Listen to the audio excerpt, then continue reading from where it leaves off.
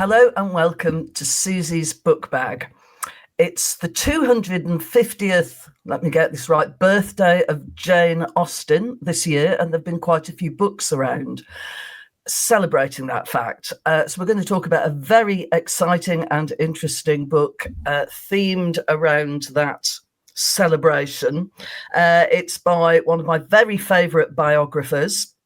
We're going to talk all things Jane Austen for the next hour or so stick around. This is the book we'll be talking about. It's 6 Weeks by the Sea. It's by the very wonderful Paula Byrne, and I'm inviting her to join me in the book bag right now. Hello, Paula. Hi, Suzi. Great to see you. Well, as I've laboriously explained, 250 years since the birth of Jane Austen.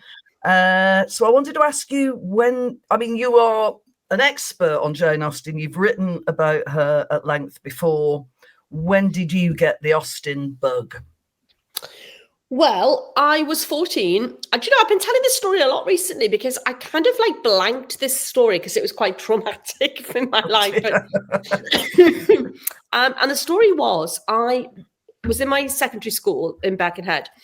And I had this, you know how people say, I had this English teacher and they were amazing and they saw something in me and they were just brilliant and they changed my life.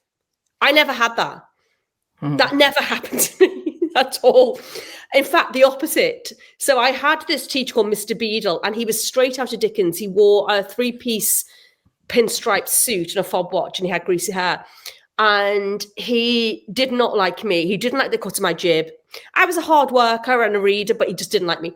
And he said to me, you can't sit O-level English literature. You can sit O-level language and you'll smash it, but you won't be able to do literature. And I just thought, how crazy is that? It's the only thing I'm good at. I've been reading since I was 3.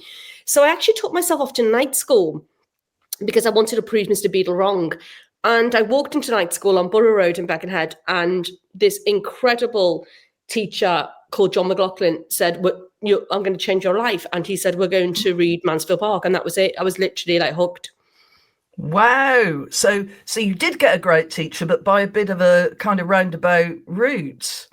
Yeah, good point. But not, he was a night school teacher. So there was a definite sort of, I called him by his first name. The relationship was very different. It wasn't a nurturing relationship, but this man was a genius. There's no question about that. And I've never forgotten him. And I've got this funny theory about Jane Austen that often the first novel you read is the one you love best. And I do love Mansfield Park best. And I think it's because I still see that 14-year-old girl, opening that first page and those 3 sisters. And I was just hooked. I was like, I'm there. This is amazing. I think I knew I was in the presence of genius. And I'm going to do a quick shout out to my old English teacher who I know watches the book bag, Jennifer Barraclough, if you're out there. Lovely to have connected again. So I think my first one was Emma, and I read Emma at school. It was a slightly weird thing that we did it for both O-level and A-level. Oh, wow. That is weird. Well, I think they were just a bit lazy at my school. Not you, Mrs. Barraclough. Miss Barraclough, you were amazing. She was amazing, and I think she'd left by then. I think they just didn't want to take another book on. So the first time I was sort of bored stiff, really, I don't like any of these people. The second time I got it, when we went into it in more detail and depth, I got it. But would you say, has Jane Austen, for years and years and years, decades until comparatively recently, been seen as a nice little lady who writes nice little stories about nice people who get married? I mean, was she sort of, minimized for years, do you think? Well, I do actually.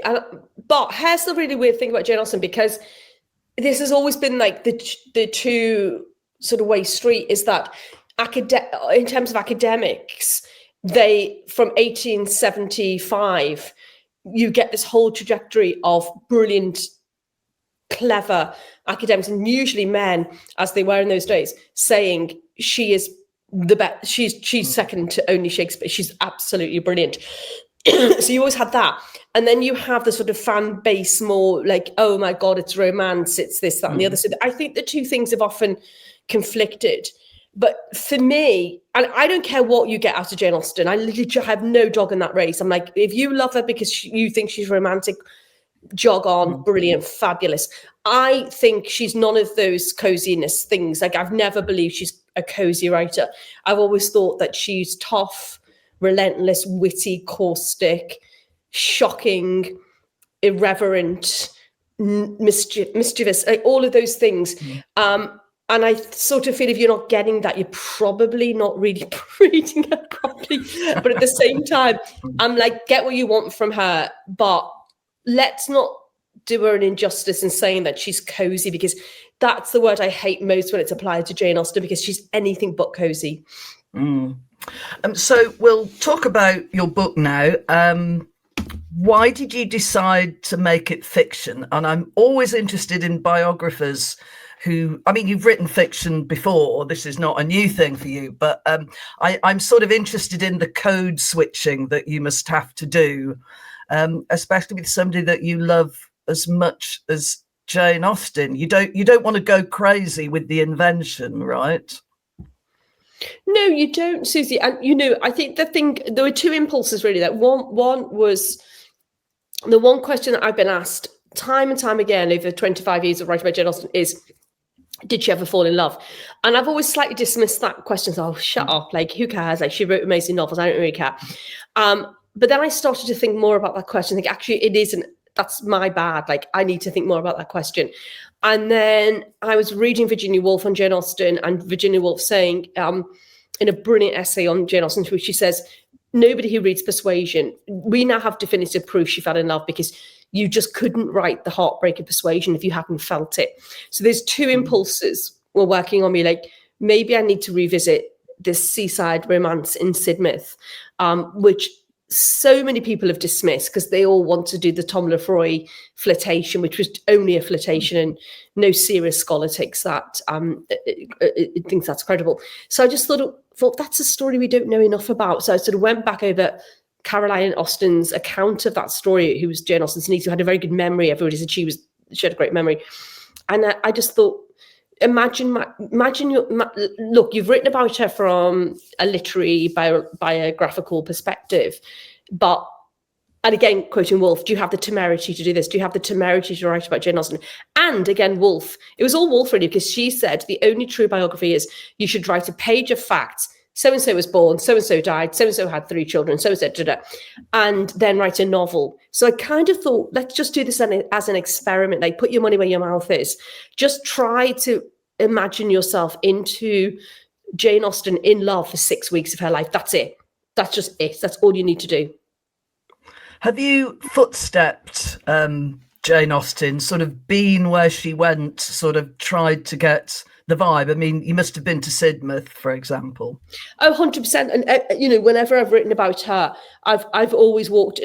I love Richard Holmes's footsteps. And I think it was such a groundbreaking biographical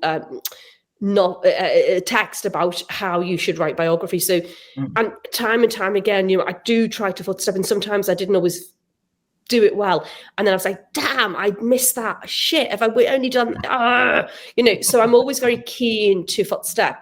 And of course, when I was writing the real Jane Austen, A Life in Small Things, I just knew she fell in love with the sea. And the famous watercolor that Cassandra painted of her with her back turned, everyone said it was the countryside, and I knew it was the sea. I just knew it. And I actually climbed up to Charmouth. I had an inkling it was there, and I got my dad, my mum, to climb up after me, take a photograph, saying, I know she's looking out on the sea. She's not looking on the countryside. She's in love with the sea. And we know that Persuasion and Santon were all about the power of the seaside. So I've always footstepped, and you see things that you know, even if you go to Chawton and you then walk to the big house where her brother lived, how can you not think you're a poor relative? Like, how do you not think, I'm walking down that path probably to babysit and to be a sort of unpaid servant, but we're in our tiny, you know, the mother, the sister, Martha Lloyd, we're all in this tiny cottage. If you don't footstep, how are you ever going to feel that? Where do you feel her most strongly? I mean, it's funny that if you go to Bath, it's like the Jane Austen town. They make a big deal of her that she didn't really like Bath very much, which is ironic. It's such a great question, and I don't fear her in Bath, and she didn't like it. Happy feelings of escape, she said when she left. She made the best of it, as she would always make the best of everything. But I see her most in the countryside, Box Hill, Chawton Cottage, because for the first time she had a solid-ish roof over her head. She was living in a community of women who were all working together to ensure that this woman, who they believed and knew was a genius, would be able to write her books. So they took on the heavy load. They took on most of the cooking and the cleaning and the gardening and the growing of the vegetables, because they believed in her genius. So if you're ever going to feel her, it is going to be in her solid home. And we can't feel her in Steventon because the house was destroyed. So it's the nearest that we get. And home is very important to Jane Austen. It's mentioned 42 times in Mansfield Park, the word home. It's a very important concept. It's so many of her novels about women expelled from their homes, and that starts from Sense and Sensibility in 1811, 3 girls expelled from their home and their mother, to Anne Elliot in Persuasion, expelled from her ancestral home. This is a theme that doesn't leave, because she was expelled from her home. So these biographical details are, to me, incredibly interesting and important. That's how 6 Weeks by the Sea kind of begins, isn't it? That they feel very uprooted. She always had Cassandra, her sister, so I think they had a bit of a home in each other. But she really seems to have missed her things and her father's library, which she must have grown up reading. And it must have been the seedbed of her genius. And that was given away, wasn't it? Or given to another member of the family. The boys got everything, basically. Yeah, I mean, that brilliant line when she says, it seems like one part of the family is getting rich at the expense of the other, which is what she said when she was leaving Steve. It's just a brilliant line. And you're so right about the seedbed, and also about the sense of loss, because it was obviously the library, but it was also her pianoforte, and it was just things that were not portable, if you like, that couldn't really be moved. And for sure, the father's library was a casualty of that move. And I think she fainted famously, which is how I start the novel, because it's the most sort of famous fact we know about Jane Austen, is when she was told she was moving to Bath and leaving the family home, she fainted. Now, to me, this is a woman who doesn't faint. She's not a fainter. Like, she's anything but. Like, she runs around. She loves walking. She feels like a tough old egg. And I kept coming back to this idea of what kind of emotional breakdown happens when a woman like Jane Austen faints, because she's in so much shock of being uprooted from her home. And she feels very powerless, as she is powerless about that. And all of those things, when you're a woman who is powerless, your books, your pianoforte, all of these things, they mean a lot to you. They are your objects, they're your safety net. So, and they're just gone, and nobody sort of really cares that much. And also, I guess nothing's really yours. You realise, what you thought you had, you don't actually have. Everything is given to you on some kind of sufferance. And that comes across in the novels, doesn't it, for the female characters? Oh, 100% for sure. Just because it's quite a peripatetic sort of existence. And she, for the next 8 years of her life before Chawton, she's on the hoof. They go to Bath and her father dies, and then it's like, which of the brothers are going to take her in? It's Frank for a bit, and then eventually Edward gives them Chawton.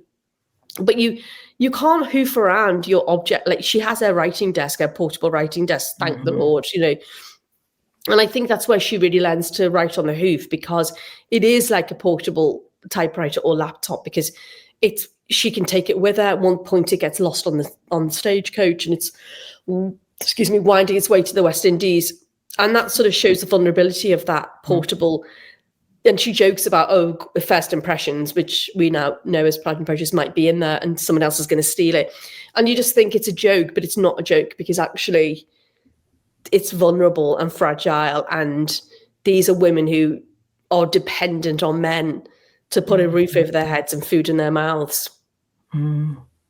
Well, I don't want to go too much into the story. I don't, no spoilers, as they say, because it's rather ingenious what you've done and what you've woven into the story. But there is a love affair, and I was very intrigued to see that there were a couple of real life characters. I don't want to talk about one of them for obvious reasons, but the Reverend. You found a real life character who actually is exactly like he could have come from a Jane Austen novel. So can you talk about finding the Reverend and putting him into the book? Well, I'm glad you asked that question, Susan. With your usual perspicuity, I'm not surprised you asked the question. But when I started writing this novel, thinking, is this going to work? And I didn't think it was working. And I showed it to my husband. I was like, it's not working. He said, no, it's brilliant. Stick with it. And I said, I'm really like blanked. I'm stuck with it. And then I read something about this character called Sweet, the Reverend Sweet. And he was a real life character. He's very like Dr. Syntax. And I found on eBay the 4 beautiful illustrated books called Travels Through Devon or Dorset or something. And I read them. So it was he travelled around Dorset and Devon on a donkey, and he drew beautiful watercolours, but also did lots and lots of writing. And I read it, and I was like, oh my God, he's Mr. Collins. He's all of Jane Austen's fools in one, and he's sort of spouting Latin and Greek, and is hilarious and a fool. And then the novel sprang to life. I was like, okay. So to me, he was the sort of bedrock, because I just thought it wasn't working and he just sort of sprang to life on the page. I was like, okay, now I've got it, because actually he's a sort of moral compass, because his journey and his arc, I hate that word, but he goes through an arc of discovery, if you like. And I didn't know that he would do that. I just thought, oh God, he's a brilliant buffoon. He's a brilliant fool. And he talks about Daughters of Eve and Sons of Adam before Mr. Tomlis does. And I just thought that was really interesting. That was like, this is in the 1780s, which is like, did C.S. Lewis know about this man? Like, what the hell? That lovely phrase, Daughters of Eve. And he actually says this in real life. And then I just got very interested in his story and the fact that he inherited this house called Oxton on the seacoast. And I invented this sort of snobbish wife. And then, of course, he has a mixed race granddaughter. So he was the key. I think if it wasn't for him, I would have just abandoned it, because I just thought it isn't working and there's no story here. I can't do it. And then he was like, whoa, okay, and now I've got it now. I can work with the Reverend Sweet. He's a great character coming in and out. And as you say, he develops more of a dimension as the novels go on. So, I mean, you're definitely using the kind of subtlety and the tricks of Jane Austen herself, including a bit of the free indirect style, of course. That must have been quite good fun to do. Reading those books, it sort of gave you the language as well. I mean, you already had the language from reading Austen. I hate the term pastiche. It seems a bit disrespectful in a way, but this is also an Austenian novel. The characters talk to each other in Jane Austen-like ways. And you mentioned the biracial granddaughter. Was part of what you were doing putting in things that she could not have alluded to? I mean, there is a biracial character. Is that in Sanditon? Sanditon, that's it. Did you want to bring in the elements more overtly than Jane Austen did herself? I mean, I'm thinking sort of sexuality, and I'm thinking about race and the slave trade that are foregrounded. Yes, I mean, I think you're right, but the interesting thing is, where was Sanditon going? Because this is a novel written in the early 19th century, and it feels more Georgian, more Victorian in terms of the ensemble. So you've got a larger cast of characters, and one of these characters is a very wealthy biracial woman. And Jane Austen's always riding the crest of the wave, so she's always ahead of everybody else.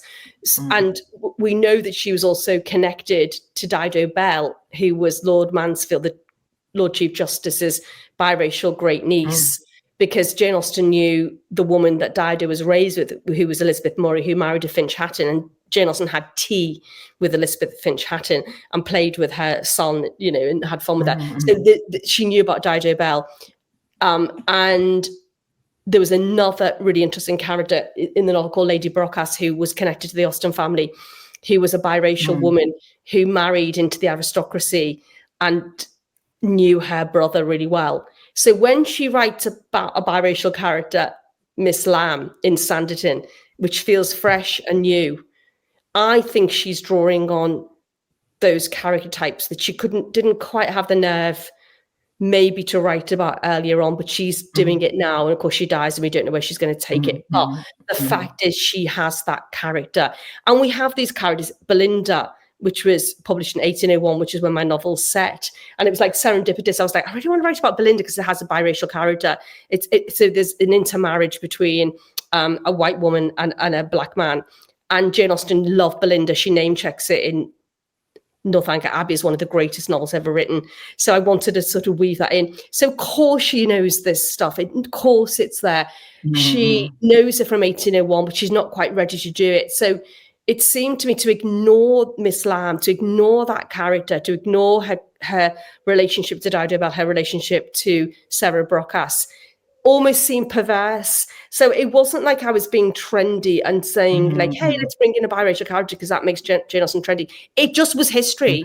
And also a lot of biracial women came to the seaside because they came from the Indies and England was chilly. So it was often a way you went to the seaside to acclimatize. It was a known thing. And a lot of biracial women whose fathers were plantation owners and their mothers were enslaved, were educated in England because England was less racist than Jamaica. So Jamaica was like no whites, only whites, no blacks.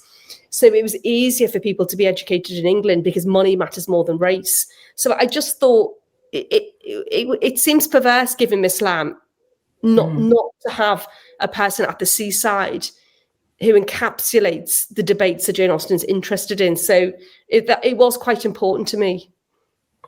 So, I mean, we have this sort of image of Jane Austen from all the TV adaptations, and they are very white, but maybe the society was a lot more mixed than we've pictured it up to now, or seen it in fiction. I just found it was really interesting what you did in the novel, and you've written about Dido Bell as well. So, I mean, it's a very natural way of bringing things together. And the other thing, and again, no spoilers, you bring in another major character, a major writer of the era, just in the background.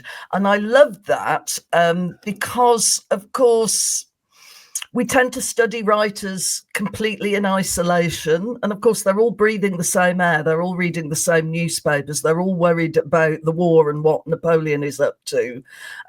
So again, without any spoilers, I love that you brought in another major kind of figure of the Romantic era. How much cheating do you think you can do not cheating, it's probably the wrong word, but what does a fiction writer do that a biographer can't get away with? Is there anything? That is another good question. But do you know, I honestly think, Susie, that it was harder work because when you're writing a historical fiction, because you want your details got to be right because the reader knows it. And if you put one false move, that reader's going to throw that book across the room and said that wouldn't happen.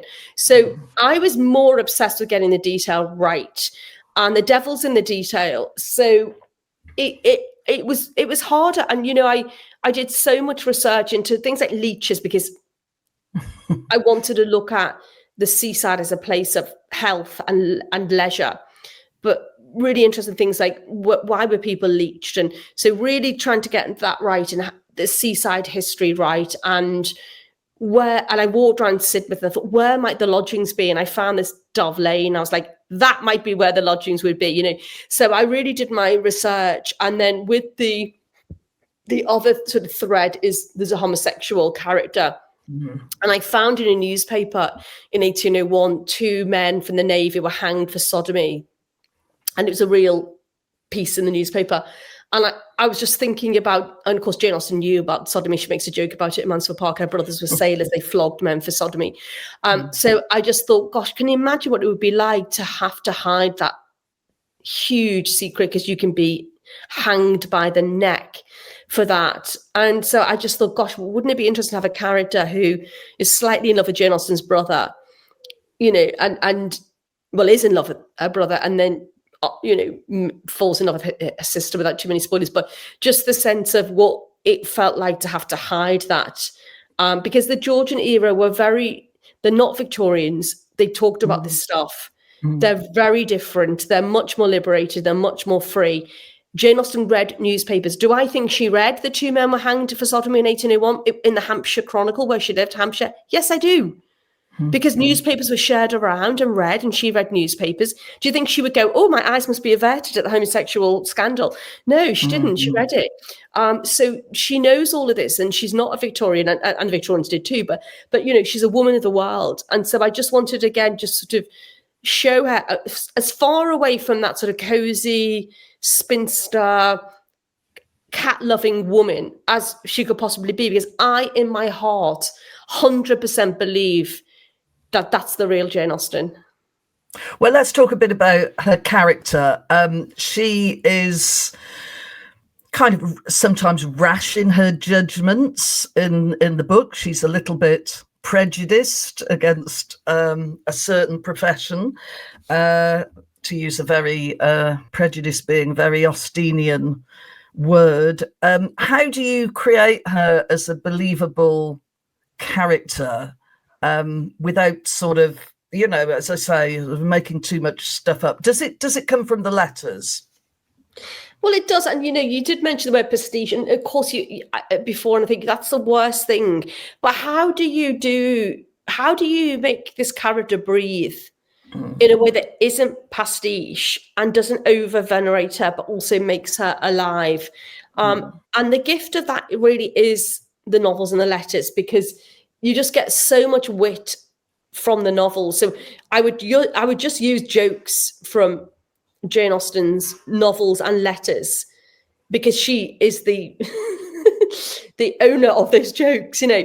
But then I used a joke from MASH. I was obsessed with MASH when I was 14. So I had a little joke from MASH, from Hawkeye, in that, because I think he's very witty. So, you know, I was trying to sort of seamlessly put really good jokes, Woody Allen jokes, just really good jokes, because it's very hard to be funny. It's really, really hard to tell good jokes. And she, you know, my eldest son said recently, oh my God, right, Pride and Prejudice, there's a joke on every page. How does she do it? And I just said, I don't know how she does it. I just thank you for seeing there's a joke on every page, Tom, because it's true. So you want her to be funny, but also wise, irreverent, not sanctimonious, moral, but not a prude. So it was really hard. And I just thought, I've written about her so much biographically. It's a very different thing trying to get inside her head. And to make her a little bit caustic, a little bit, just a bit, brash isn't the word, but kind of a little bit chilly. Because she's someone to me that doesn't really let people in. She's someone who uses humor to deflect. When you're the 6th child of 8 siblings, you have to be funny. I'm one of 7. And if you're not funny, you're not listened to. You're just like, who are you? Shut up. Like, are you funny? Are you going to say something funny? Are you going to like sing for your supper? Are you going to be amusing, or you're not? So I kind of felt myself into her, and like, yeah, well, you're really, you know, you're way down in the category with these incredibly clever siblings, but you've got to be funnier than them.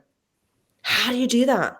So it was just a way of, you know, for me, it was like, let's get the best jokes from the novels and the letters and a few others that I made up, and just see if we can make her really funny. And that was a huge challenge. I suppose humour is also a method of deflection in itself. Like, you come out with a witty comment and it ends the conversation. You know, you kind of put a full stop to it. So we get this sense of her of being in control, being very socially adept. What I thought was really funny, given that we don't have a proper image of her, or a really satisfactory image of her, that you've made people say, "Wow, you look like Emma Hamilton." I thought that was fantastic. How did that idea come to you? Well, I just thought the sort of curly hair and the red cheeks, because we know that she had long, dark curly hair and these sort of round red cheeks. So I just had this idea that wouldn't it be funny if, of course, Emma Hamilton was the great beauty of the age. And I just wonder whether Peter Parker just saw a little bit of Nelson's great lover in Jane Austen, just because she's dark and brown skinned with pink cheeks, the things that we know, hazel eyes, like we know these things about Jane, these things about Emma Hamilton. So it was a bit cheeky of me, but I just thought it might be quite fun for him to see her as a bit of a Lady Hamilton. I mean, the other thing is, it is a bit disappointing, isn't it, that the one image, image she's seen from the rear, and then the other image, she looks very sort of almost witch-like, a bit pointy. It's not an ideal image that we have of her. It's a shame that she didn't get who would it have been, a Gainsborough or a Joshua Reynolds or something like that. We don't have a wonderful portrait of her. I know, and it's so funny because there's 3 images of the 2 you mentioned, and there's another image that I'm absolutely convinced is her, which is Cassandra was painting little watercolours for Jane Austen's satire, The History of England. And yes, many of the medallion cartoons are based on family members, and we know that Jane Austen loved Mary Queen of Scots and didn't like Queen Elizabeth, and it's very clear that Queen Elizabeth is her mother, and it's very clear that Jane Austen is Mary Queen of Scots, and she has the black hair, the sort of Emma Hamilton look. So I actually asked AI, I gave AI the 3 pictures, the Cassandra medallion of Mary Queen of Scots, the back view, and the Cassandra sketch, and said, put this together and tell me what Jane Austen looks like. And I thought it was extraordinary what it came up with. Wow. So because I wanted an image when I was writing, I wanted an image. So I said, let's just ask AI what would you look? And she was said to be incredibly pretty, not beautiful, but pretty, with these full cheeks, brown skin, a small nose, hazel eyes. So it wasn't a massive departure, but I think AI did a brilliant job. Wow. In terms of reading this as an Austenian novel in itself, again, you have a character who does a little bit of a Mr. Knightley on Jane, who kind of says, you know what, you overstepped a mark there, you were a bit rude, and she's so taken aback. And how much of that did you decide to put in? I've already mentioned the free indirect style when characters kind of ramble on, but it's still part of the narration. You're having a bit of fun with that, aren't you? Oh, for sure. I think the thing is, what I was thinking was, give me a minute, what kind of a man would this genius, who is the clergyman's daughter in Hampshire, who is one of the greatest geniuses that ever lived, what kind of man attracts her?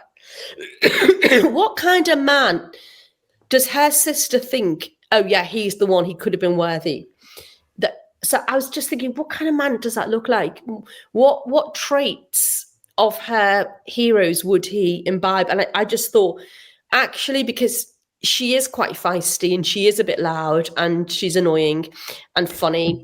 And maybe when you're a bit like that, which I'm a bit, all of those things, you actually need a man who just says, enough, you've gone too far. You've just gone too far, which I always do. So, and I respect when, somebody says to me, enough now, like you need to stop now. And I think without sort of silencing her, because in Pride and Prejudice, Mr. Collins says, oh, you're so lively, Elizabeth, and when we get married, you're not going to be so lively, And it's like, I'm going to shut you up. Where you just don't, Mr. Darcy would never shut her up because he just loves every inch of her.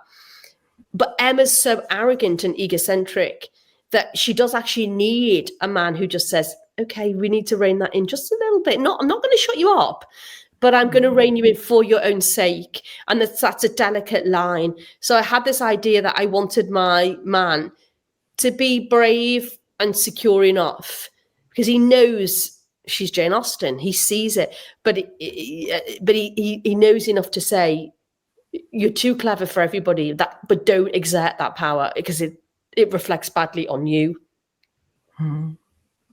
You mentioned Nelson. Well, we've already mentioned Emma Hamilton, so the great celebrities of the age, but there's a line in it that suggests that he was pro the slave trade, which I did not know. What's that about? Is that because Nelson is?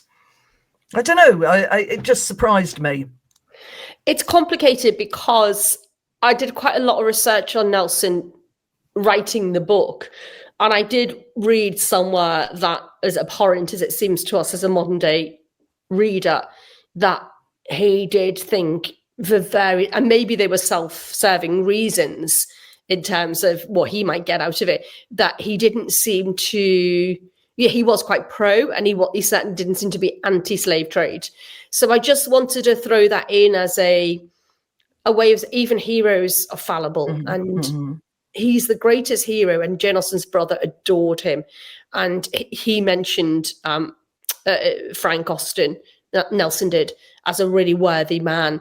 But because I knew that Jane Austen was an abolitionist, I just wanted to throw in that little bit of complexity. And I don't know the full story. I don't know whether that's true. I think it is true that he did say there's a lot to be said for the slave trade. It brings in a lot of money, blah, blah, blah. So I just wanted to, I suppose, show that all heroes can have their sort of Achilles heel, or just to show that he just wasn't the hero that Robert Southey, writing his great Life of Nelson, which was a sort of really important biography because it really humanized him. It wasn't hagiography. It was like, hey, he's got an eye patch. Hey, his arm was blown off. He's not perfect. So it was almost, because Nelson it was almost like Princess Diana's funeral when he died. It was enormous. Everyone knew where they were, and it was the first big sort of state funeral. So Nelson was such a pivotal figure and so closely connected to the Austens. But when I read this about him I was like, what the heck? Are you kidding me? He was pro slave trade. So I just thought, let's just have that to muddy the waters, because even great men make horrible mistakes, or maybe they're, lying in their own pockets. I don't know. So it wasn't a deep thing, but I thought it was an important thing, because that's it really. I mean, I wondered if it was obviously a very live debate at the time. People were pro or anti abolition. And I wondered if there was some kind of official sense that the slave trade, it's something we do, it's something the British Navy kind of upholds, or at least doesn't do anything to stop. And maybe Nelson was such a kind of, a naval man that if that was the official policy, he went along with it. He didn't, rock the boat, to coin a phrase. No, it's really interesting, and it gives the sense in the book that there is this intellectual ferment going on. There's novels being read, there's new ideas coming into play, there's exciting stories in the newspapers, and I love the way that you use the novel. Was it Belinda? It's also the start of the romance, isn't it? It's like, I'll take volume 1 from the circulating library, and I know and that was you're reading it too. I mean, that was a bit of a joke with Camilla as well, because one of her favorite novels was Fanny Burney's Camilla, and there's a great scene in the circulating library. So I kind of wanted my Easter eggs for the people who really are nerdy like me about Jane Austen, and they know their Camilla and they know their Maria Edgeworth, and I just want them to go, oh, I know what she's doing there. So they're meeting in the second, just like in Camilla, Right. And also because I did a lot of research into 18th century Sidmouth, and there was this amazing place called The Shed, and it was like you went and you met, and it was a library, and it was a billiard room, and you could see the sea, and you could promenade, or you could watch the promenaders. And so I just thought, this is such a Camilla-esque. And we know Jane Austen was in Sidmouth at that time. I thought, of course she's going to go to the circulating library because she doesn't have any books because her bloody father sold them all. So of course she's going to go and borrow books. And then what if, and then again, serendipitous, I kept finding these moments in my novel. I was like, oh my God, I was like, wouldn't it be great if Belinda was published in 1801 in the summer? It was. Oh, brilliant. Wouldn't it be great if Jane Austen's brother Frank happened to be on shore leave in 1801? He was. So, and I wanted those things to happen, but I didn't know those things until I was like, bingo, brilliant. This is fantastic. This is sort of really playing in. So that was a bit of a gift, really, of them both loving novels, like Henry Tilney and Jane Austen's heroes love reading novels, and Belinda with this mixed race character in Belinda. And Belinda is a story of an anti-heroine who's a drug addict. It's a woman. She's amazing. She's one of my favorite heroines of all time. And she's rich and powerful and addicted to opium.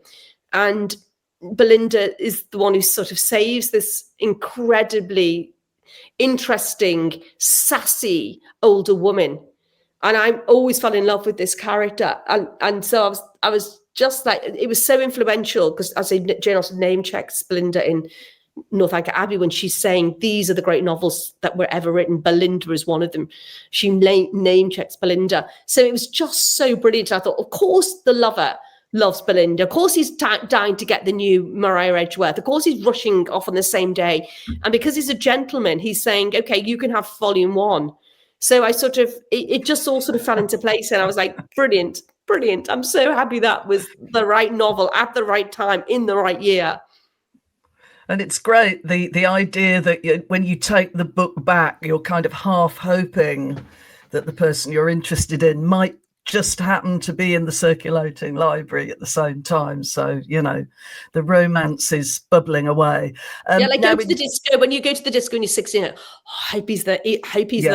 And then the disco's a bit rubbish if you're the man you fancy is not quite there. I was sort of thinking she's sort of like half hope. Yeah.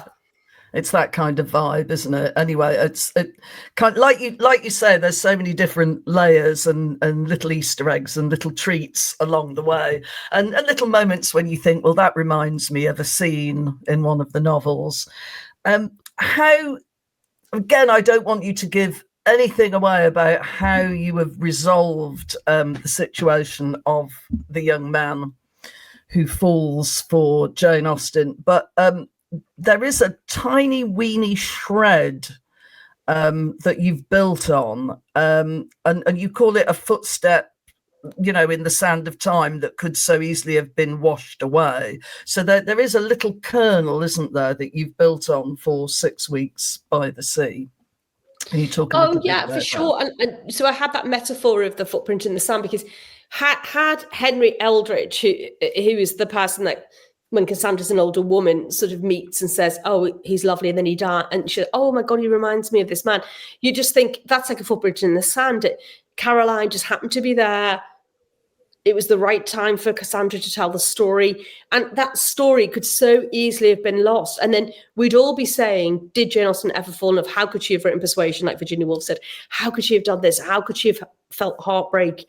How could she have known what that felt? We'd never have known because we know so little, really, because so much of so to me, it was a footprint in the sand. I just thought, oh, wow, we've just been given this insight into that at least she knew for, in my mind, 6 weeks, but that's just my imagination, but a seaside romance, which we think of as being sort of a bit frivolous and a little bit ephemeral, and just like you fall in love because you look great, you've got a bit of suntan, you're having a few wines, it's all gorgeous, the sea salt, you're sleeping well, it's great, everyone looks handsome, everyone looks great, and then you wake up and you go, oh, God, what the hell, So just the idea of just making that into a novel and just giving Jane Austen that moment to fall in love, even though what she really is in love with is writing, and her sister and her family and the seaside, because there are more ways to love, than to just be in romantic love.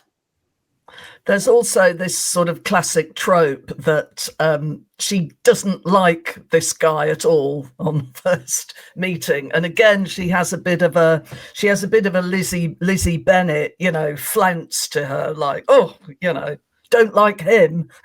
I could never like him. Well, I think that the tropes of romance, which I was sort of playing with, it was like, it's either the Mr. Knightley who is your best friend, you've always known that person, and they pull you up when you're being silly or mean, but you never see them as a romantic figure until you do. And then there's the guy who is the mysterious stranger who you often don't like when you first meet, which is Mr. Darcy. So I was sort of thinking, well, who might that have been for her? Who would have been that romantic trope, if you like? And I just thought, yeah, because it's a stranger, because he has to be a stranger, because they didn't know him. We know that from Caroline's account. They just happened to meet. I couldn't really do, well, he's a family friend, because it was very clear that he wasn't. So then my mind was made up. And then you just think, well, how does that shape? Because as with Elizabeth Bennet, it's just brilliant that neither of them like each other at first. And they really don't like each other. And the interest for the reader is then what happens when that turns and they do start to like each other. I'm just picking up another book here. As I've said, there's been quite a publishing flourish around the 250th anniversary. This is John Mullen's book, What Matters in Jane Austen. And I did an event with John recently that was incredibly entertaining. But I loved his chapter, Why Is It Risky to Go to the Seaside? And then I think you've partly gone some way to answer the question, but of course the seaside scenes in Austen are crucial, aren't they? And so it is a sort of folding in of life and art, isn't it? Oh, for sure. And you know what I think is really interesting about Jane Austen, because I say she always sort of is on the cusp of the wave, and we go from the spa towns of Bath, where health and leisure, where do you meet when you're young, but then all of a sudden, people towards the end of the late 18th century, early 19th century, start going to the seaside. Why? Well, you can get there. The roads are better. The stagecoaches are better. It's a faster road. So why would you go to a spa to take the water when you actually go and dip yourself in the sea? It would take days to go there until good roads. So I was always sort of interested in transport and how you get there. And then suddenly the seaside becomes a place where people go, I really want to go to the sea. But then that attracts disreputable characters, as it always does and always will do. But it's also scenic and beautiful. So Jane Austen, in her last two novels, so Persuasion and Sanditon, the main location in both is the seaside. So she's absolutely riding that wave, excuse the pun, of like that, okay, now we're going away from the spa town and we're actually going to the seaside. And that brings a whole plethora of ideas and entrepreneurs and different kinds of heroes and naval people, because a lot of the Navy in my research, like her brother, when you spent your whole life from the age of 11 by the sea, you often retire like Captain Harville does in Persuasion, by the sea, because the sea is your friend more than anything. It is literally your lifeline. It's your bloodline. So she's paying tribute as well to her brothers who were so important to her. But just the way that the seaside almost becomes a character, a bit like Broadchurch, or, those great sort of dramas where the sea actually is a character. And I think Jane Austen's on the cost. She's just, again, so ahead of the time. She's like, okay, now I'm going to take you guys to Lyme, and now we're going to take you to Sanditon. And let's see what happens here. It just feels so new, so fresh. We're way away from landed gentry. We're no longer in Pemberley. We're not in the stately homes. We are in a place where no one has a stately home except if you build it yourself. So all of a sudden you get the self-made emerging middle classes, and you've just got this whole, and if she'd lived another 40 years like her siblings did, can you imagine her novels and the way it's just heartbreaking, because what she was doing with Sanditon to me was so extraordinary, and it's devastating that she died so young. And she was sort of moving ahead with her experimentation, the way she was changing novel writing. I've always found the mother such a sort of strange character, because wasn't she the one who was always going on about her health, her poor, terrible health, and having to lie down and having fits of the vapors? And she lived quite a long time after Jane Austen. She did. She? Like I said, they all had longevity, and the irony is the genius of the family, died at 41, and it's just so heartbreaking, because the family were pretty healthy, and the mother was always complaining about health. And Santon is about hypochondria as well as other things, but I always feel like it's a bit Gwyneth Paltrow. There's people drinking green tea and sort of obsessed with health. So again, Jane Austen's ahead of the curve. But the mother being a hypochondriac, and you hear those heartbreaking reports. The mother would take the bed, and Jane Austen would have 3 hard chairs when she was dying, probably of some kind of horrible cancer. And the mother sort of living on and moaning about health. But Jane Austen thinks a lot about that. She lives with her mother. She never really has a lot of extended time away from her mother, who's a bit like Mrs. Bennet, who's always complaining about her nerves, and is a hypochondriac, and Lady Bertram. Mothers don't come off very well in Jane Austen, do they? No, it's a little bit of a sign, I guess. A sort of tell. To go back to the seaside, I like the detail of the dippers. Well, 2 things actually. I like the dippers, and I liked the brawny female rowers. Extraordinary. So you found, I think I knew roughly what dippers were. Were you wheeled out in some kind of contraption and then you would descend to the waters, or was this 100%. that? So you were wheeled in the bathing hut if you're a female, and then you would get in with your clothes and then dress into some linen sort of bathing suit and a sort of turban. And then you were dipped by these women who were very burly, called dippers. And they would dip you 3 times. Apparently it was like a John the Baptist thing. You need to be dipped 3 times. And it was meant to be efficacious for your health. And you'd feel great afterwards, because, it's cold and the salt and all of that. And then the other aspect was, what did you say about dippers? There was something else. The rowers, the rowers. What are they called? The Sapphos. The women of Sheldon, which, funny enough, when I wrote my book about Thomas Hardy, he wrote about, I've got to go to Taymouth to see these famous women, the famous women rowers. And it was a bit kinky, because they had like these sort of, they wore like shorts, and also they were really burly. And there was always the hint of like, are they lesbian? But in fact, their husbands were fishermen who would go off to Greenland in the summer. So the wives would do the fishing and the rowing to keep the families together. But they were really fit and healthy. And they were a tourist attraction. People would say, let's go and see the women of Sheldon. And so I thought, I've got to have, and Taymouth is fairly close enough to Sidmouth. And I thought, I've got to have this scene where Jane Austen goes to see the famous female rowers, and the sort of gay person is a bit like, wow, these women are pretty good. Because he's recognizing some sort of kindred spirit. So I thought, that would be a really interesting scene, because they were so famous and scary, and amazing women. And I just thought, if you saw that in a movie, you'd be like, what? No way did that happen. And then you get, oh yeah, that is historically true.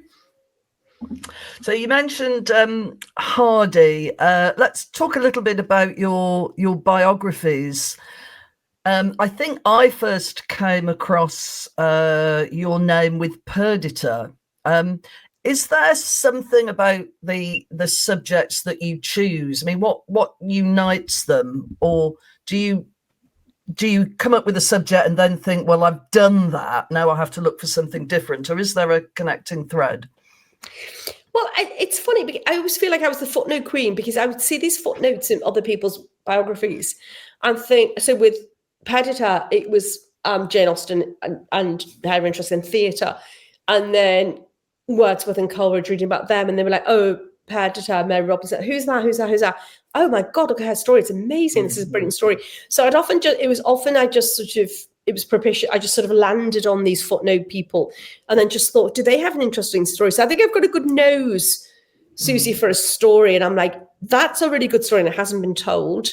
So if there's a golden thread in the work that I do, it's just, are they interesting women, strong women? Do they have something to say?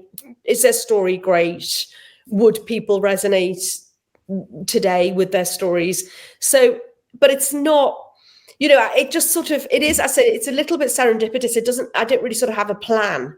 It just sort of, I just think, and so Kit Kennedy, because I know you interviewed me about Kit before, and she was a footnote. I wrote a book about evil and war and women. And then he was obsessed with Kik. I was like, who the heck is Kik? And then discovered that Kit Kennedy was JFK's sister and Evelyn Waugh a daughter. And I thought, well, he didn't really like many people. So what was so special about her? So I'd often just sort of stumble. I've always just stumbled. I think just being curious, looking for a good story, nosing it out. So there hasn't been a strategy at all. It has just happened where I thought, that's quite a good story. I can do justice to that story. Right. So, I mean, I think Perdita, there's an amazing portrait of her, isn't there, by Gainsborough, I think. And she was a poet, had a relationship with the Prince Regent. So I suppose she's one of the characters that very famous in her time, very, very well known, very kind of beloved. And then they sort of get swept away by history. They're just as interesting as major players, but there's like you say, if you find something like that, it's really wonderful, isn't it? Oh, for sure. And she all of the things that you mentioned, she was so extraordinary. She was a poetry editor. She did give Coleridge and Wordsworth their first break. She was disabled. She was beautiful. She was painted over 80 times by the most famous portrait artists. She was indefatigable in women's causes and just a really incredible woman, formidable. And I just thought it's shocking that nobody knows her story. It's outrageous that we don't know her story. And what about Barbara Pym? Is that just a kind of fan thing? No, same thing.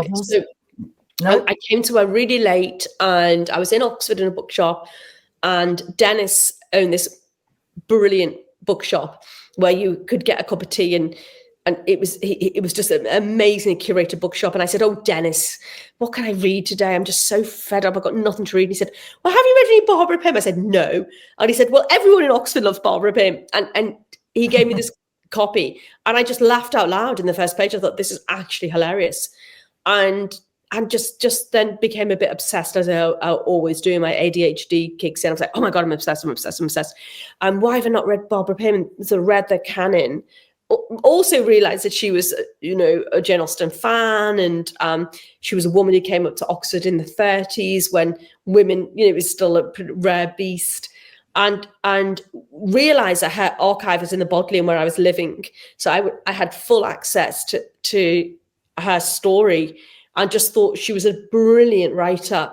So that was just one of those, again, I just happened to be in that bookshop and where are the great Barbara Pym books? Well, there aren't any. And the ones that were there were incomplete and badly written. And I just thought, gosh, she just deserves a really good biography of her own. So sometimes you just fall into it. Are you a completist? I mean, when you get something in your head, is it sort of, right, everything else goes, I've got to find out absolutely everything I can? Yes, pretty much. So I do get obsessed. I'm like, right, okay. And I'm very, driven and focused, which isn't always a good thing, but I do become a little bit obsessed, but then it makes me productive. So there's downsides to that, but there are upsides to that. But I just sort of know that is the way that I do things. And what about the family? Are they sitting there going, oh, God, she's going on about Barbara Pym again? Yes, definitely. Definitely. They're like, oh, God, what's the obsession now? But they do indulge me. So they're really good. I think they like that I'm passionate. they always say, Mom, you are a pain. You're absolutely a pain, but no one can condemn the fact that you're so passionate about stuff and you get so excited. And so I think I hope they forgive me. Are you between passions at the moment, or is something else building up? Well,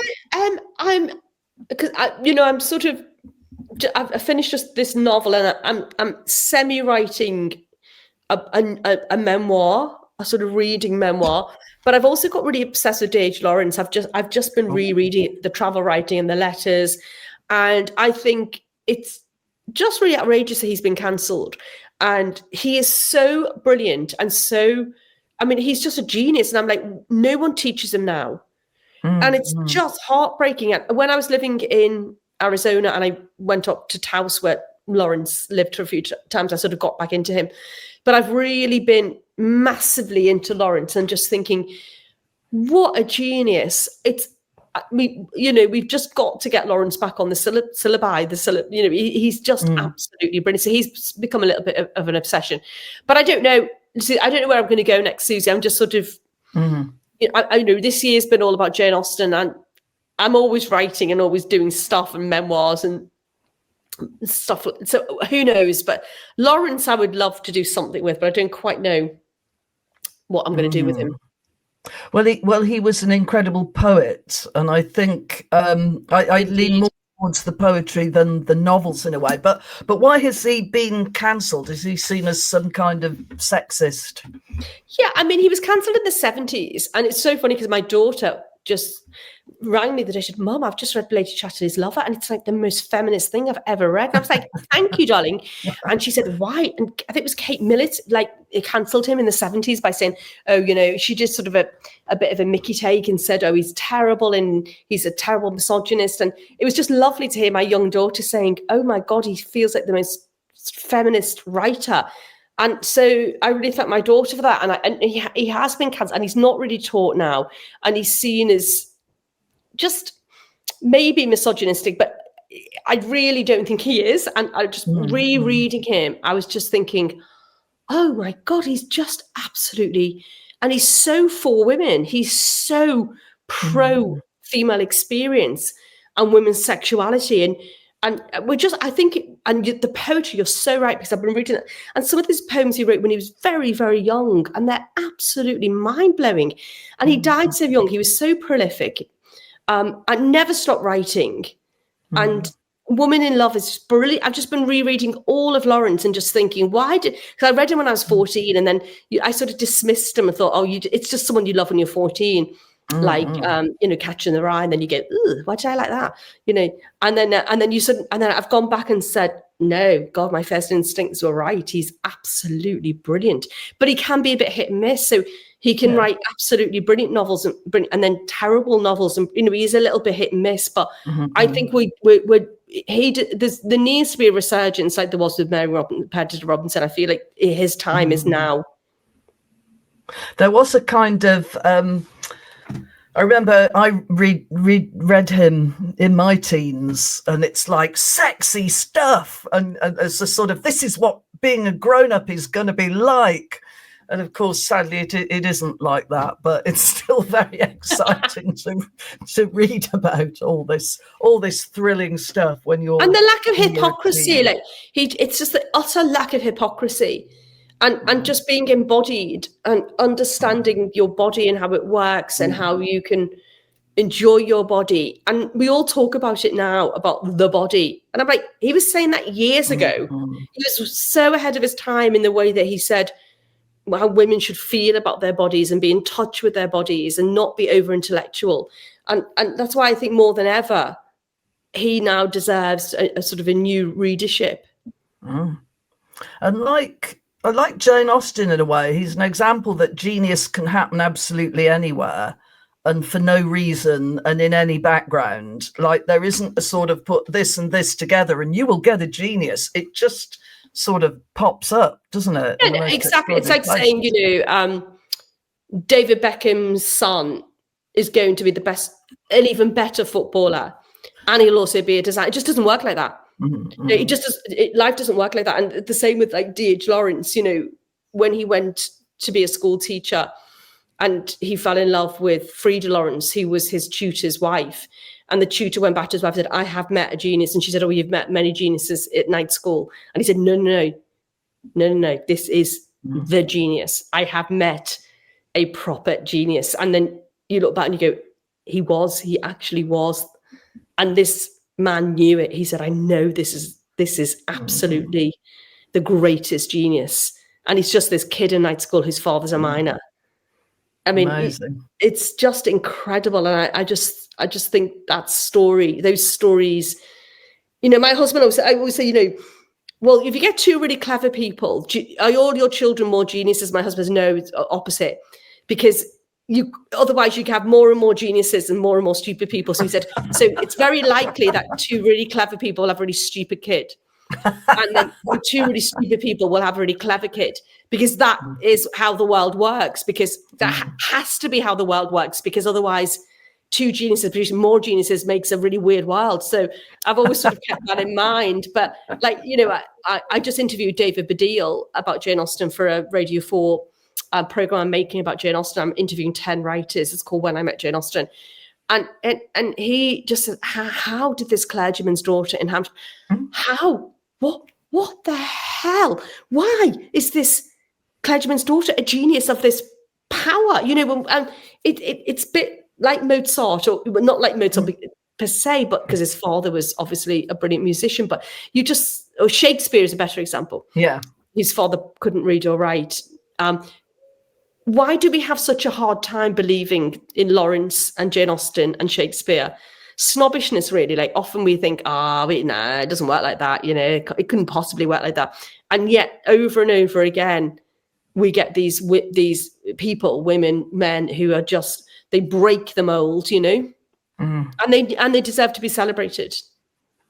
I remember I did an event with your husband about must have been, was it The Genius of Shakespeare? Was that his book? And I was being a bit naughty and being devil's advocate, and I got rather pulled up because I mentioned the authorship controversy and immediately got, there is no controversy.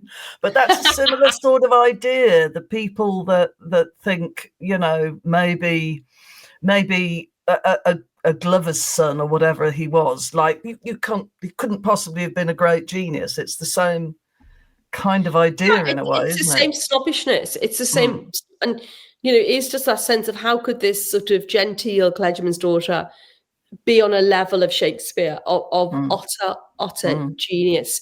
Well, because she was a reader like Lawrence, and like Shakespeare, the beneficiary of books and an education and libraries,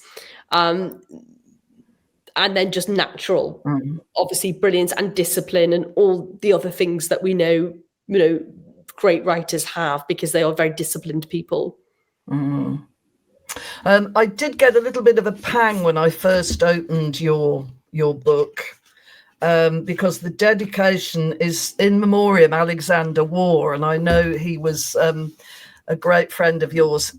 He was an acquaintance. I'd met him a few times, but he was witty and erudite and delightful company. Do you think he'd have loved this book? I think he would. Oh, I hope so. He might have taken the mickey out of me a little bit, but I hope he would, because I deeply, deeply loved him as a friend. And this is a book about love, and there are different kinds of love. It's also a book about Jane Austen's love for the sea and Jane Austen's love for siblings.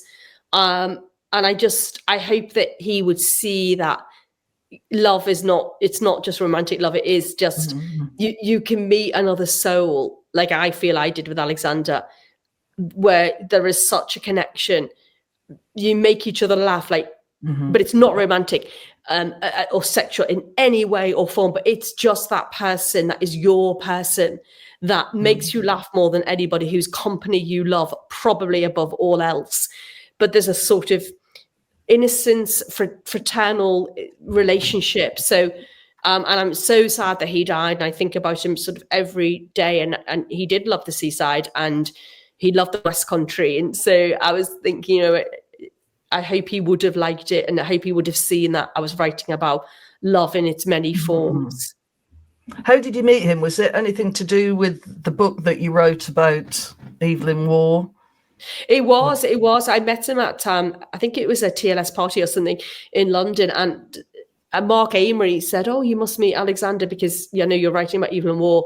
And I met him at that party and said, "Oh, I'm writing about your grandfather, but I've got this really new take on him, which is not that he was a snob and he was this, that, and the other, but actually he was really beloved and funny above all, and that women loved him. And he was a great supporter of women." And he just said, "Oh, I love this. Come and see me. The archive is yours." So I kept in touch with him, went to see him. And, that was it. We were just absolutely devoted. And then that was a friendship of sort of a long duration, really, probably 15 years. I always made time to see him. He always made time to see me. He was so generous. He was so loving and funny and not self-pity in any way when he was dying. I was very lucky to see him before he died. So just a dear friend. So I'm just happy I could dedicate that book to him, really. I hope you would have liked it. It's a lovely tribute, and it did bring him to mind. He was always so funny at the Bad Sex Prize. He would have a fantastically witty speech, and just as I say, incredibly erudite, witty, charming, funny. I think he had some odd ideas about Shakespeare. I think he might have been, wasn't he an Oxfordian? He was. He's such an original kind of thinker. He had a very interesting take, I think. So. Oh yeah, and we loved him for it. And the fact I was married to a Shakespearean, it never mattered, and they would debate it out. And I love, you can have friends with difference of opinion, and you can still love them. And we can draw a line on so many, and I celebrate the differences, and I would not want Alexander to be any different than he was, nor Jonathan, but it never got in the way of their friendship. Yeah, well, here, yes, we ought to be able to tolerate differences. Okay, I will now move to my final 3 questions that I ask everybody. So I hope you've been giving them some thought. Your favourite artwork, please. Well, this goes back. I mean, I have so many. I was raised on the Wirral, and I used to teach in Ports on Light. So I used every single lunchtime I would go to the Lady Lever Art Gallery, which has the most extraordinary pre-Raphaelite collections. So I was always in there just loving everything that I saw. And whenever I'm in London, I go to the MPG, but I love portraits. I really love portraits. So I think I'm going to choose Joshua Reynolds' second portrait of Mary Perdita Robinson, which is the portrait she was very close to Reynolds. She asked him to paint after her accident. And it's also a seascape. So it's a sea behind her, and she's looking out onto, she's like Ariadne bewailing her lost lover. So it's very different to the Gainsborough, but it's so beautiful and calm, and it's just really plangent and sad. You just feel her great sadness about the way she's been treated by men, by the world, but that she is reinventing herself as a serious intellect and serious writer. So she looks a little bit like Mary Wollstonecraft with the hair, but it's so evocative. So that's my painting. Where is it? Where can we see it? It's in the Wallace collection.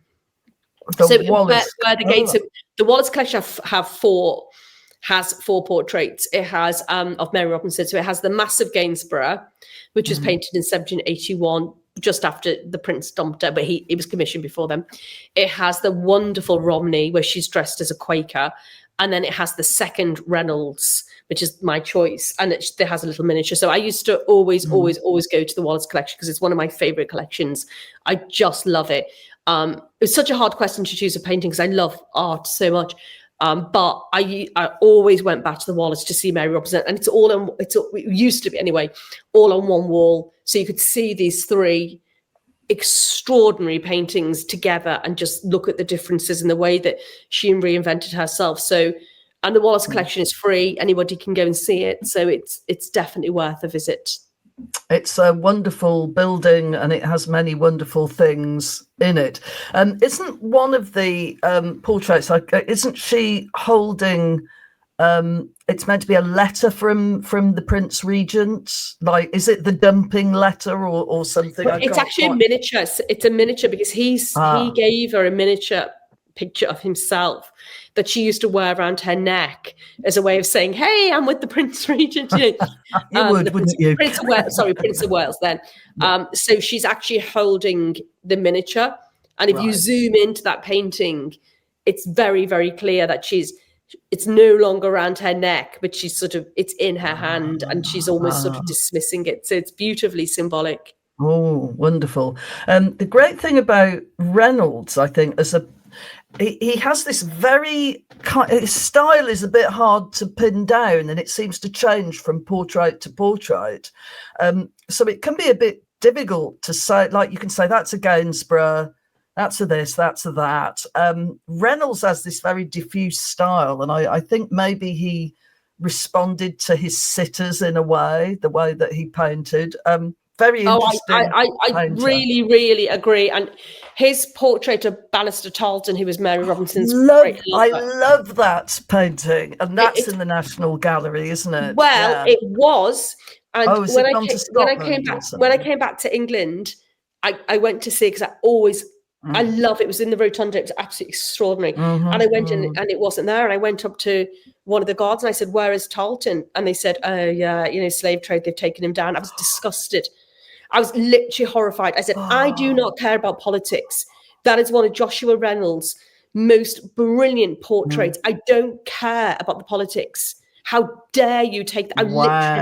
I literally freaked out, and I wrote to the National Portrait Gallery and said, "Stop being woke and get those bloody portraits out, because it's a talking point." And also, why would you not, look, I'm getting very impassioned. Why would you not make that a talking point? You don't have to say, "We agree with the slave trade." Nobody agrees with the slave trade, but you can use that as a talking point. And they've taken it down. I'm absolutely horrified. So don't get me started on that one, Susie. Oh my gosh. No, I'm horrified too, because I think it was after reading Perdita and, their love story that, I mean, he's an absolute dish, but also it's a great character study. It's very dashing and daring, and I'm angry too. I'm angry horses too. in the background, and what you say is so right, because Reynolds deeply connected, as did his sister, who was a painter and was in the studio with him, and he had a tame crow or a jackdaw or a bird that sort of used to fly around, but he was such an interesting self-made man, Reynolds, and he adored Mary and he adored Tarleton, and he really got to know his subjects, and it was such an intimate procedure. There was like a little window above where he would paint them, and then he would almost put like a sort of spotlight on them so he could figure out what the light was doing. I mean, always on his feet, painted always on. It was just brilliant. I'm so angry about the Tarleton, but he was brilliant. So I thought it's got to be a Reynolds, but I think the second Reynolds for me. Right. No, that's a great choice. Do you have a book of shame? Well, do you know what? I did talk to Jonathan about this, and I was like, "What is my book of shame?" And he was like, "Yeah, but you've read everything." Susie's like crazy. Like, you're never going to get a book of shame out of you. So he was like, "Well, have you read this?" "Yes, Jonathan." "Have you read that?" "Yes, Jonathan." "But you can't have read this." "Yes, Jonathan." So I literally we were just going through. I said, "I'm just a voracious reader." So it was so difficult. So I just couldn't think of one that, maybe I've always struggled with Virginia Woolf's novels, apart from Orlando, but I love her diaries and I love her essays and I love her letter. I love everything about her, but I've struggled with The Waves. Right. So I think it's going to have to, my guilty, shameful secret might be that everyone says, "Oh my God, The Waves is so brilliant," almost as a mark of their intelligence. And I'm like, yeah, but do you really love it? Or do you want to be seen to be loving it? So I've really struggled. I've gone back to it. I've gone back and back. And I'm like, I don't get it. So I think it's going to be The Waves for me. I love most of her novels. I too struggled with The Waves. I did make it to the end, but I'm not sure I got a great deal out of it. Maybe I will try again one day. And finally, most bizarre feedback. This can be any aspect of your work, or funniest feedback. Well, again, I was thinking about this, and I was thinking, I've had such lovely letters over the years, and it's very rare that people write to sort of tell you off, really. And maybe on Twitter, they might sort of tell you off a bit. And that is sort of, I don't mind that. But if people are going to sort of find your email address and write to you and sort of, complain. So I wrote a piece recently for the Times about Lady Sarah Brocas, who's a character in my novel, who was this biracial woman who married into the aristocracy. And so I had this really quite bizarre letter saying, I wrote you a piece in the Times, Ms. Byrne. As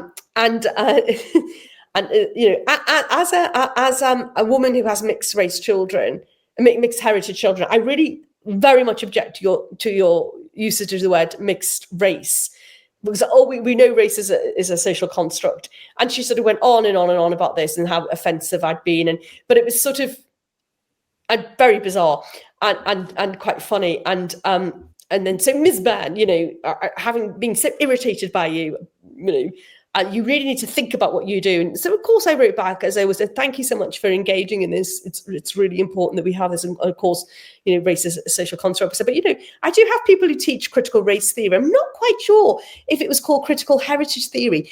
It would be quite the same thing, because they might actually think you're just talking about big houses. And then I said, and as somebody who has mixed race cousins, which I do in Liverpool, who I've spoken to about these terms, they absolutely hate mixed heritage because it sounds cozy. And they actually say whether or not race is a social construct, it's there and it's important, and that is a term that we prefer. So it was a very respectful letter, but it was just sort of, it really explained. And I said, what's interesting to me is that the whole article was just really about this amazing woman who defied expectations, and all you can think about is me using one wrong term. And then I just said, in the end, I said, and by the way, in the interests of accuracy, I'm Dr. Byrne, and that was it. Not Ms. and so that was so I was very, very, very polite. And of course, she didn't get back to me, this woman, because she was just being silly. But it's just an example. You're never going to please everybody, and she had a bit of an axe to grind. But that was sort of the most bizarre. I was like, why would you write this 2-page letter? Why? Over? And then she said, and you also did use the term mixed heritage in your piece. So that's well done, you.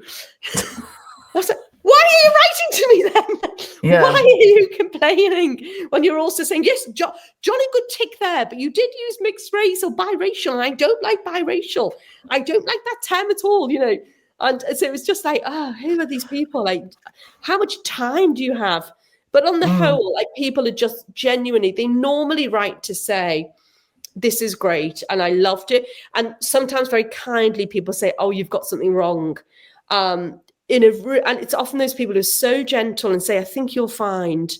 And we all make mistakes. It's fine. That's why we have paperbacks. And, they'll say, oh, you did make a little mistake there.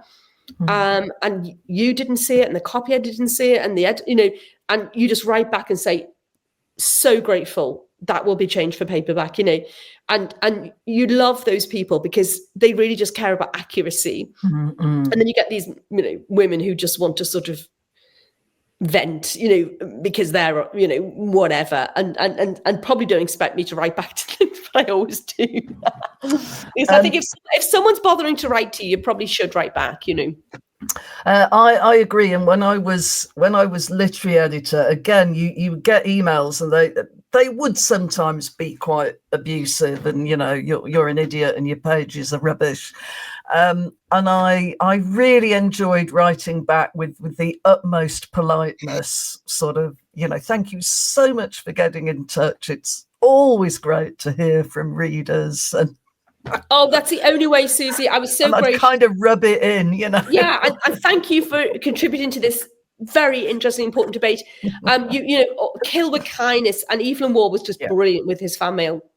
There's a very funny letter Yeah. he wrote to Nancy Mitford when she says, Evelyn, darling, what does one do with fan mail? And he has this sort of, you do this with that person, you do this with that person, you do that with that person, you do that, you know, and it's just hilarious. But I think you're right, sort of killing with kindness, but I think also being sort of deft and firm is also like, well, that you've misunderstood. And it is a shame that was an article celebrating biracial women, and you just chose one negative element of that in order, for what reason? It's so bizarre. You said bizarre, as like that to me. There wasn't one line in that letter that said, "What an amazing woman!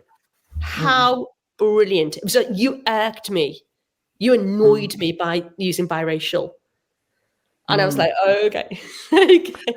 It's also quite a good example of why I don't think they're called sensitivity readers anymore. I think they're now called authenticity readers. Why that doesn't really work, because you can't ever get one person saying, yes, this is okay, because somebody else will go, oh, I don't agree with that. Do you know what I mean? No one is the ultimate arbiter on sensitive subjects. And that was like the critical race theory. Like, I have a friend who teaches critical race theory. She's amazing, Ayana Thompson, who teaches critical race theory in Shakespearean in Arizona. And the idea that I would say, oh, hi, Ayana, could you stop teaching critical race theory? Can you start teaching critical heritage theory? You know, the idea that she would think that was a good idea, and she'd go, what are you talking about? You know, it was just so bizarre, and asking your phrase. And I was thinking, God, have I had really bizarre? And oh God, I had one like literally a week ago. Yeah. Well, thankfully, it's very few. It doesn't sound like you get much pushback. So I'll let you go now. I'll let you go and read some D.H. Lawrence. I think we should all do that. So thank you very much, Paula Byrne. We have been talking about 6 Weeks by the Sea. Fantastic novel. Ta-ta. Oh, thanks so much, Susie. Lovely to see you again. And I hope to see you soon. Yes, we'll meet soon. I'm saying ta-ta in a kind of northern fashion. We're both from the sort of roughly the same part of the world. So thank you, the wonderful Paula Byrne, 6 Weeks by the Sea, terrific novel about Jane Austen's love affair, which we're sure she had in one form or another. She couldn't have written some of those amazing scenes without really feeling the pang in the heart of disappointed love. I'm not saying it's about disappointed love. No spoilers in 6 Weeks by the Sea, but it's a terrific read. Thank you very much for watching. Like and subscribe if that is your thing, and join me next time and I'll find another fascinating author to talk to. Thanks very much. Goodbye.